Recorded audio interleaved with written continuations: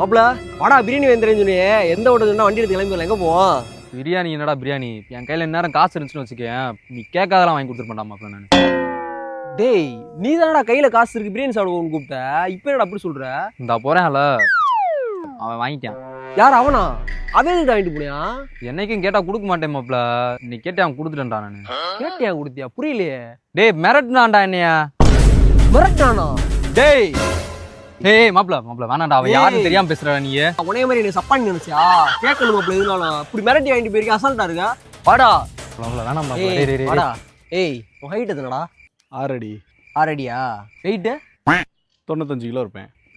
நல்லா சாப்பிடுவேன், நல்லா இப்போ முன்னேற கரெக்டாக சாப்பிடுவேன். சாப்பிடுவேனே. அப்போ உழைச்சு சாப்பிட வேண்டியதானே, இப்படி பிச்சை எடுத்து தான் சாப்பிடுவியா?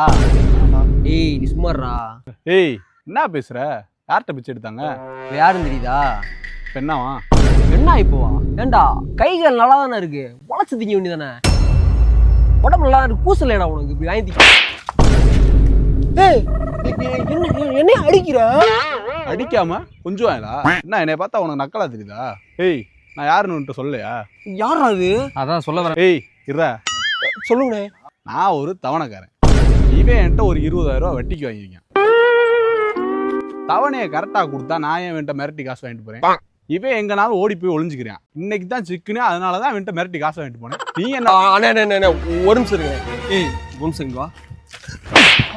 என்ன அடிக்கிற? ஏண்டா வட்டிக்கு வாங்கினா அவன் வட்டிக்கு வாங்க காசை வாங்க தான்டா வருவியா? என்ன நீ தாராளமா கொடுத்த மாதிரி வாங்கிட்டு போயிட்டான்றா. என்ன ஏன்டா அடிக்கிற? சொல்ல வந்தா கேட்கணும்டா, நான் அங்க சொல்ல வரேன், அதுக்குள்ள போய் நீயா போய் அவன்கிட்ட போய் அடி வாங்கினா நான் என்னடா பண்ணுவேன்? அண்ணே இவனை பாரு எப்படி நீ எதுக்கு மறுபடியும் அடிக்கிறா? யாரு என்ன தெரிஞ்சு வந்து பேசணும் சரியா? உடச்சு சாரி மனுஷருக்கண்ணே. உன்னை நம்பி ஒரு பிரியாணி கண்டி வந்த பத்தியா, நீ செருப்பால் அடிக்கும்டா. நீயா தானடா போய் அடி வாங்கின என்னடா? வீட்டுல பழைய கஞ்சி குடிச்சிருக்கா போடா. தப்பனே வாடா. ஆள் மாறே போடா.